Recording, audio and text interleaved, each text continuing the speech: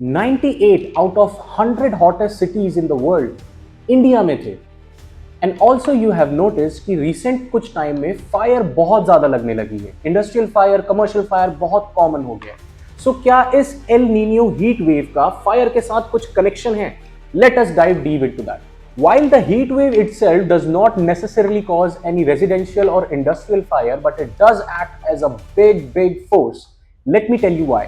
Extreme गर्मियों में people tend to use AC more and more.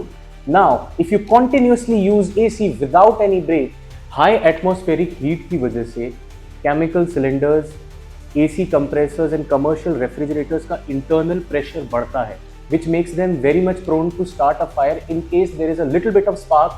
It will catch fire like anything. अगर हम wild fire की बात करें तो जो ये सुपर एल नीनियो है, ये हमारे मॉनसून के पैटर्न्स को तोड़ रहा है, which is making the forest drier and drier, making them much more prone to fire like that. The intense heat waves evaporates every single drop of water from forest lands, grasslands, and even trash dumping sites. Now, since the land is very dry, even a spark, even a tiny bit of spark can lead to a massive fire that we see in the news. Global data from the World Weather Attribution Group notes that the wildfire burnt areas across Asia in the opening months of the year saw a massive spike, jumping roughly up to 40% higher than the previous cyclical records due to severe concurrent droughts.